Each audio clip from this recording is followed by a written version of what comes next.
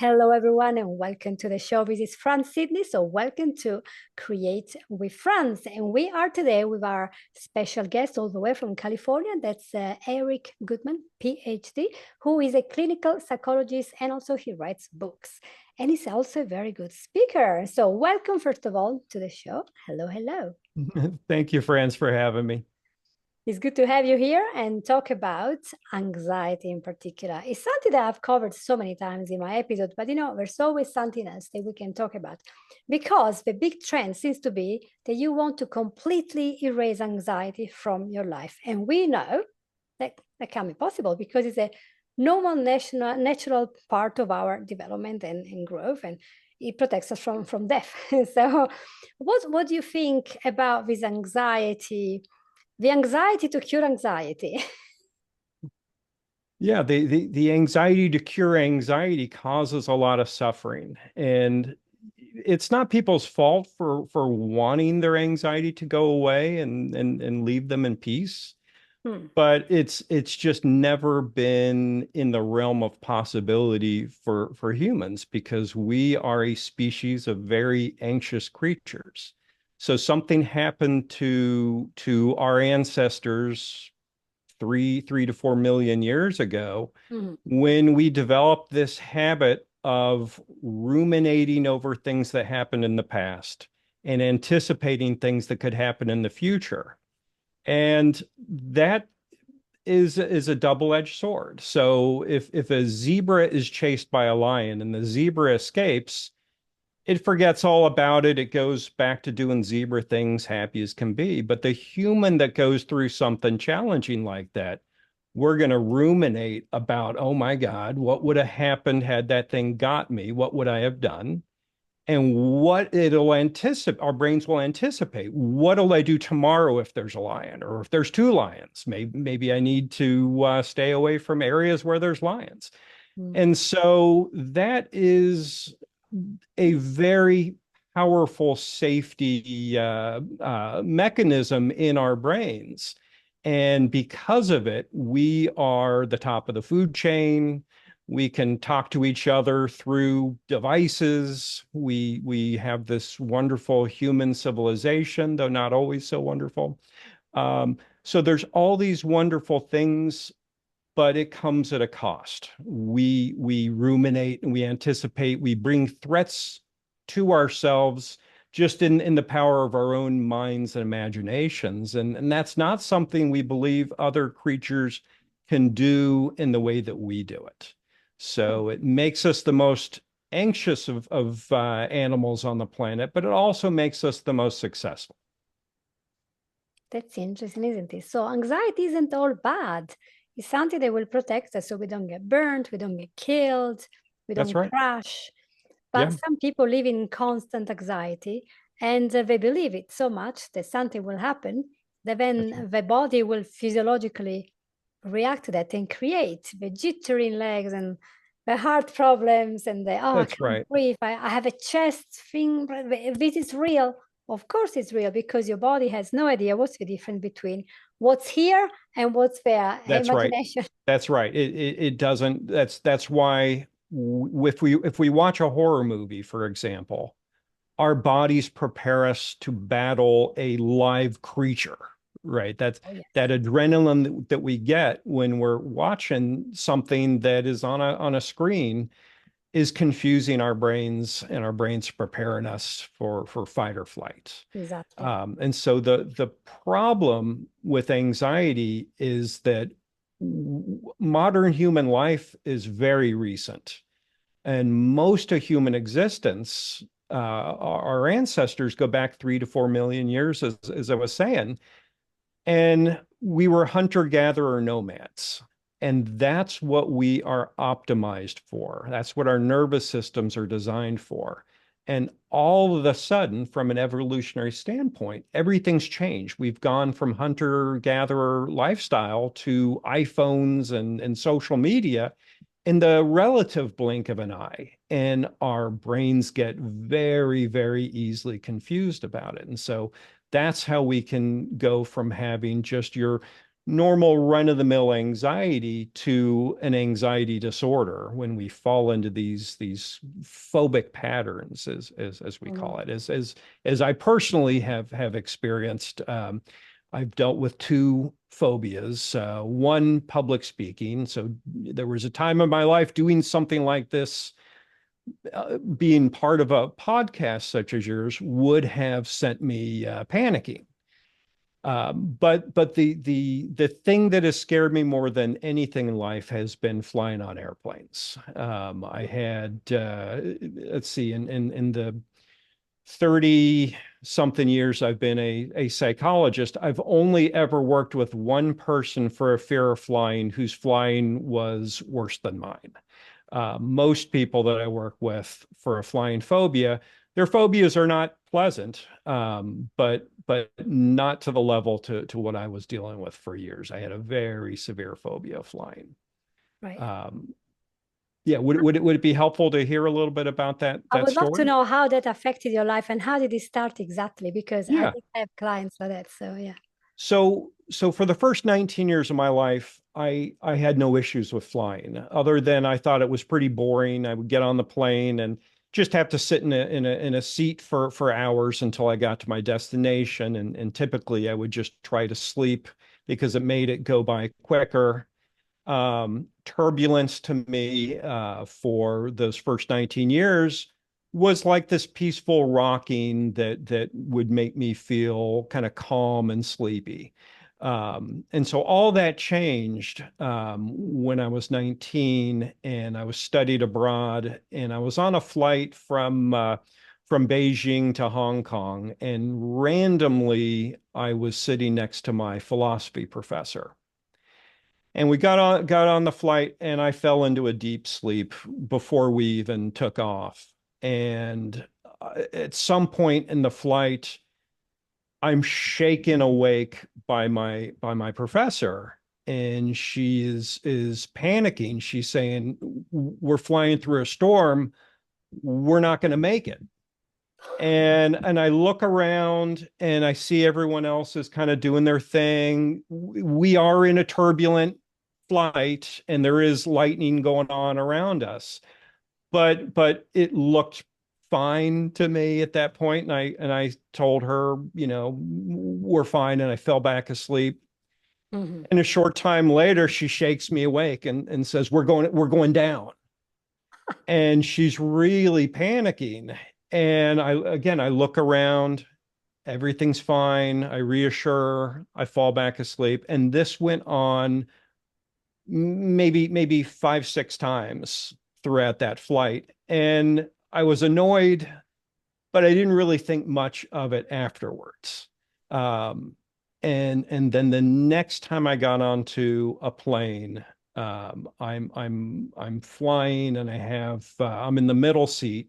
I have my mom on one side of me, my grandmother's on the other side, and my mom has been long phobic of flying. She's always hated flying, but we always thought that's just mom, right? We never thought Mm. much about that. So we're flying, and all of a sudden we hit some turbulence. We hit a bump, and my mom grabs my left hand, and my grandmother grabs my right hand, and they both squeeze it out of fear. And that was my first panic attack that I had on a plane. And I would go on for about 20 plus years to have nonstop panic attacks every time I got on a Mm. plane. I would, if I had a flight 6 months from now, I'd be losing sleep now. Oh, Intrusive thoughts about crashing. And flights they were just agony. They were just panic and misery. And by the time I would get to my destination, I'm soaked in sweat, feeling beaten up. And then my entire trip, I'm obsessing over the flight back. So it was one of the more intense, unpleasant experiences. yes. Certainly the most frightened I've ever been has been on a plane during turbulence. Mhm. And so this just goes on. I avoid flying when I can, and other times I fly and I'm just miserable for the flights. And I end up I become a therapist, then I go back to school, become a psychologist, and I graduate and I become an anxiety disorder specialist. That was just kind of the route life took me. And so I began to treat people for anxiety disorders, phobias, and OCD and the whole range. And I just kind of compartmentalized my own fear, didn't really think all that much about it when I wasn't on the plane and didn't have a trip coming up. And then one day I'm flying, I'm having a panic attack, and I noticed that I'm white knuckling and I'm looking out the window Mm. for reassurance that we're not falling. I'm paying attention to the facial expressions on the flight attendant. I'm squeezing my wife's hand, asking for reassurance. I'm doing all the things that are the wrong things to do when you have a phobia. I'm doing the things that maintain phobias. And I had this kind of aha moment where okay, I'm doing that thing that I'm teaching people every day not to do. So then in that moment, I let go of the flight of the armrests, and I sit back in the chair and I soften into the panic attack, and I just breathe with it, and I just give myself permission to feel when I feel, because a lot of the problems we have is when we rush towards experiential avoidance of trying not to feel things, we tend to make it much worse. So I sit back and I just watch.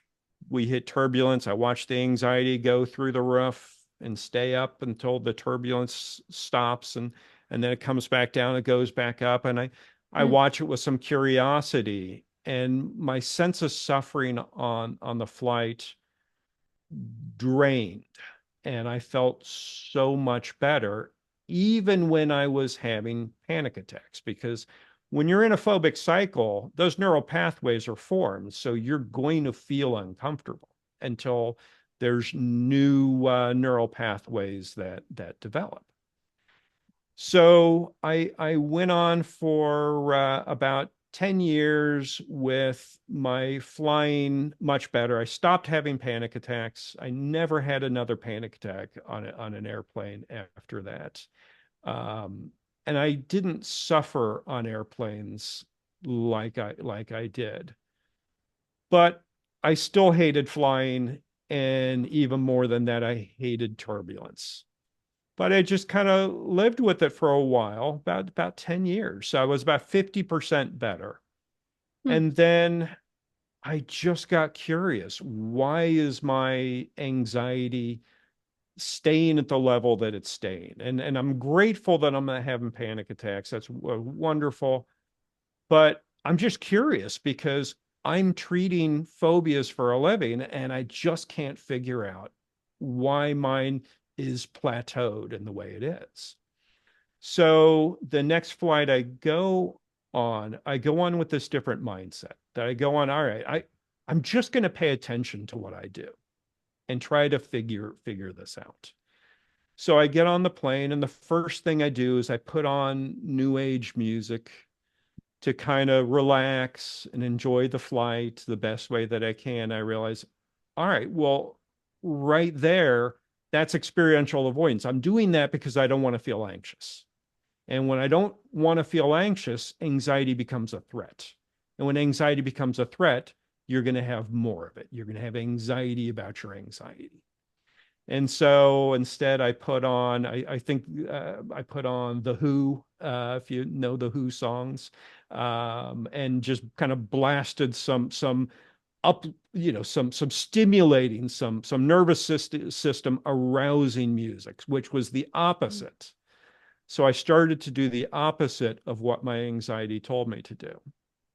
And so then the flight continues, and I notice I'm putting on a movie, and I'm trying to forget I'm on a plane. I'm trying to get so absorbed into the movie that I just lose any sense of where I'm at.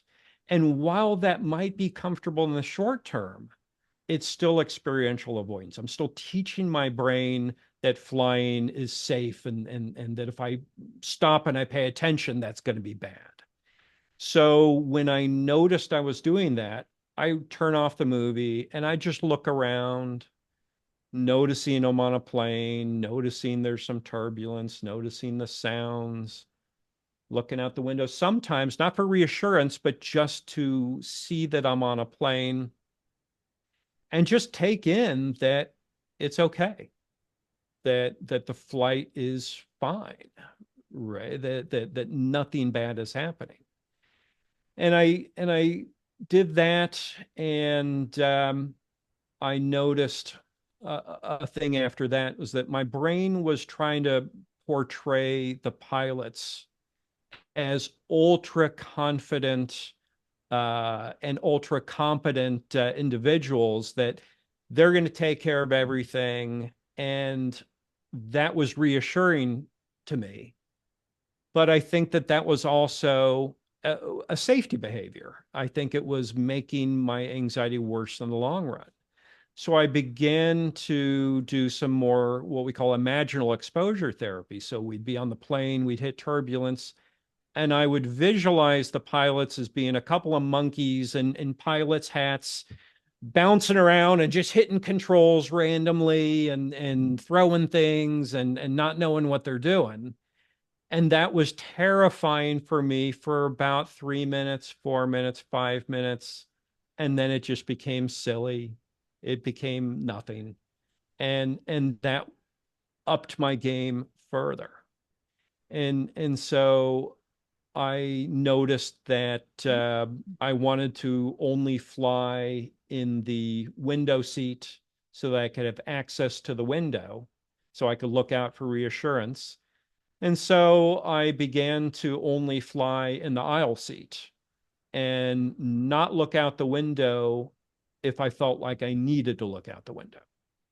And turns out I actually prefer the aisle seat. I like that much more.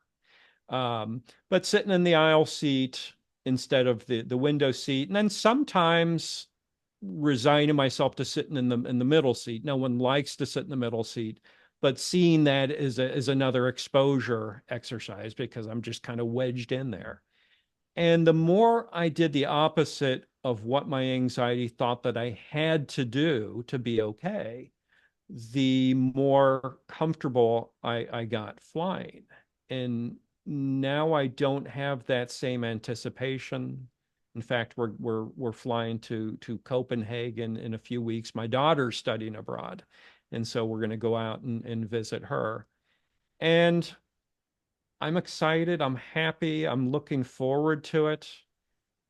No one enjoys having to be stuck in a seat for 10 hours, but that's not where my brain is going. My brain is thinking about what we're going to do when we get there. It's not obsessing over the flight there. And so that's where I am now. Um, and flying is something that is a pleasant thing at best. At worst, it's just boring, and you got to go through security line and take off your shoes and all Mhm. that sorts of things. And those are the things that people without phobias dislike about flying. So it feels good to be there. And so the science behind that is understanding that anxiety's really got two functions. Its job is to recognize threat and activate fight or flight. And that's its thing. And it does it like a sledgehammer, not tweezers, that it sees a threat, it activates fight or flight. So the threat could be running from a bear. And if that's the threat, then that fight or flight is really going to help us out. But if you're public speaking or sitting on a plane, then all that adrenaline, there's nothing to fight or flee from. So it's not so helpful. Um, so it gets very easily confused, our anxiety. I think about it as being our inner guard dog. It's fiercely loyal, always trying to help. It's trying to protect us from threats, but it gets very easily confused by the modern world. And so we can inadvertently teach it threat very easily. So if you get on the plane, its job is to activate fight or flight when it sees what it perceives to be a threat, but its job is also to learn and record what a threat is. So it protects us from threats and it learns what's threatening. So when it sees us do safety behaviors because we think something is dangerous, it writes down that that thing is dangerous. And if it sees us avoid something out of fear, it's going to write down that thing we avoided was a threat. And so the next time it's going to be at least as eager to protect us, if not more. Does all that make sense? All of it. Yeah, absolutely. Yeah, And so the more we listen to this, the more it will come back because, there are little synapses, the connection becomes that's stronger right. and stronger. So it's just like when you go to the garden and dig a ditch, so you can have a waterfall in. Where is the water going to go? There, it's easier. And the brain wants to be efficient and fast. So boom, that's That's right. how we go to Walmart, and drive. And how did I get here? I didn't even realize I'm That's here. right. We've done it That's so right. many times. It's easy. And I know people who don't even go out of a house anymore because That's they right. will have a panic attack. They started to, oh, I don't want to go to this place. I don't want to go to that place. And all started usually from trauma that happened when they were younger and they felt frightened. Something happened there and they have this fear. And Yeah, then there is a trigger later on, and then they react to that. And the more they react, the more they come back home. And the more they come back home, the more they don't want to go out. And it's like you that's have to right. get out of the house. You have to live in the uncomfortable fight or flight pain and understand. I always suggest to ground yourself. If you ground yourself and you start touching objects and say, all right, touching here with flowers, what color is the thing? What That's right. six things that are black? And you go back to the presence, the That's right. present tense, because otherwise you're living in the past. You're And and reenacting. you're doing that to open up to your experience, to be there in the moment with your experience Yes, rather than to fight and struggle. yes, Right. And that's the important thing is people will use mindfulness in ways that are very helpful, but they can use mindfulness in ways that become safety behaviors. So I got to be mindful really hard right now or else, right? And when they yeah, do that, then mindfulness becomes a safety behavior and becomes unhelpful. yeah, But we want to be in the moment and open to the experience without fighting. So with anxiety, we have clean discomfort and we have dirty discomfort. So if you have a phobia, for example, or you have panic disorder, you're gonna feel anxious and certain with certain triggers. It's just there's a cause and effect at this point until new neural pathways are formed. Um, and so we want to be mindful of what we're reinforcing. So if you're triggered and you feel this clean anxiety and you go to war with it, you begin to struggle, to tighten, to fight it, to hate it. Well, now you're building up this extra anxiety and suffering on top of that clean stuff. So you want to be able to sit with the clean discomfort the best way that you can. And that's really difficult, really painful at times. And no one says, go do the most scary thing you can think of today, but you take small steps in that direction and you build up to it. yes. You can build up, especially those who haven't been out of the house for years. I That's always right. say, start walking around the block and see how it feels. And then if it's a bit difficult, keep walking and live in that and accept it. It's a normal feeling, but nothing is happening. That's right. And if you go back home, you're confirming to the brain, the mind's gonna go, see, I protected you. You're safe now. So you're gonna be That's home right. for the rest of your life.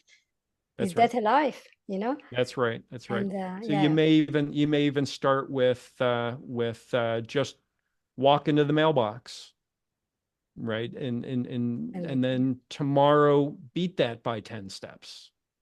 So you can take exactly. these little bites. And but what's important with something like panic disorder is that you make space for those feelings that come there, because something like panic disorder or agoraphobia, it's not really as much about being out of the house as it is, what am I going to feel in my body, right? The fear is of the fear, typically. The feeling, And yeah. so you want to think that the exposure, it isn't really about walking around the block. It's about what you feel and make space for while you're walking around the block. Yes. It's a fear of a feeling. And we do know that some people will medicate that feeling with That's some right. medication, alcohol, drugs, sugar. The answer is not in the fridge. One of my very famous podcast episodes, they talk about every time you feel bad, why do you go to the fridge? The fridge will not give you answers, but it's just automatic. You go there because you don't like the feeling.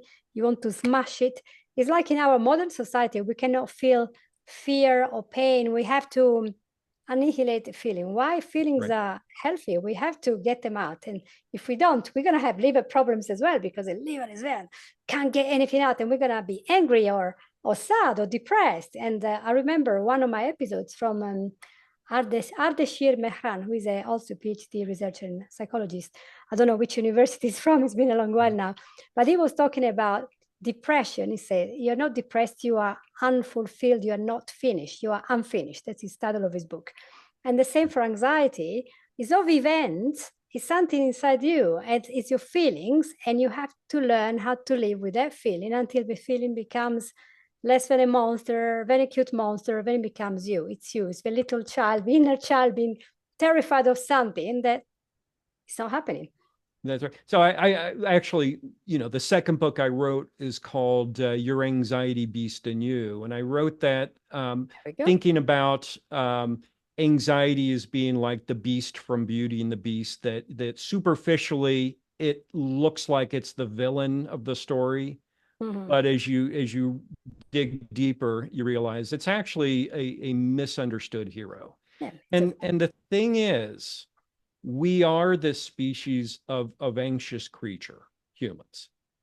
Our anxiety guard dog is going to be with us for our lives. So the question is what type of relationship do we want to have with it? yes. There's only two types of people who are anxiety free: psychopaths and dead people. The rest of us are going to get anxious as life presents stuff that feel like we care about. Right? So if you're going to go on a first date and the person is someone that you really would like to have a relationship with, your anxiety is going to show up. If you could care less about this person, your anxiety probably won't show up. So Yeah. it's going to be there around things that we care about. I had a client who was a college student out here, and he gave me a great way to look at it. He said, after we had talked about anxiety and did some of this education stuff, he said, "Oh, so it's like when you're a freshman and you have this random roommate, and you're going to be living in this little room with this roommate for a year. You better learn to get along with them."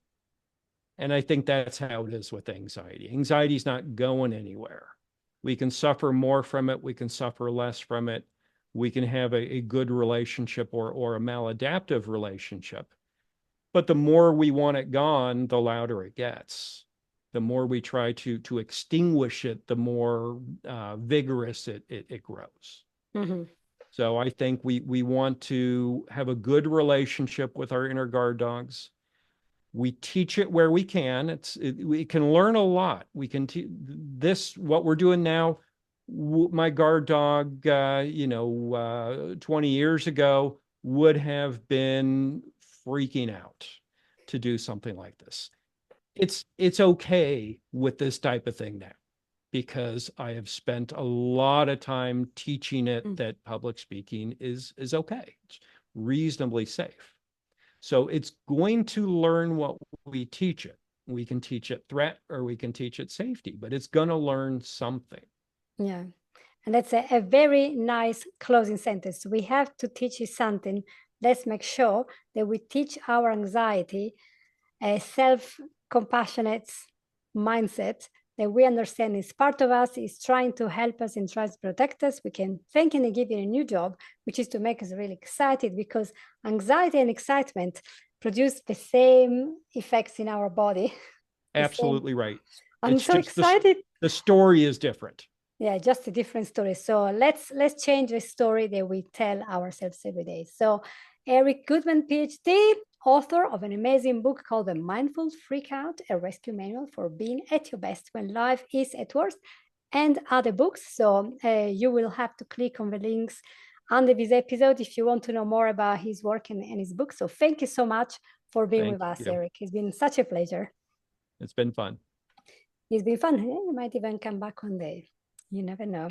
So thank you everyone for listening to this episode, and I hope you had great fun, and you might want to share it with some of your friends who might be phobic in this moment and they can get out of it with mindfulness techniques and with all this amazing advice we got from Dr. Goodman. So thank you so much, and I'll see you all next week. Bye-bye.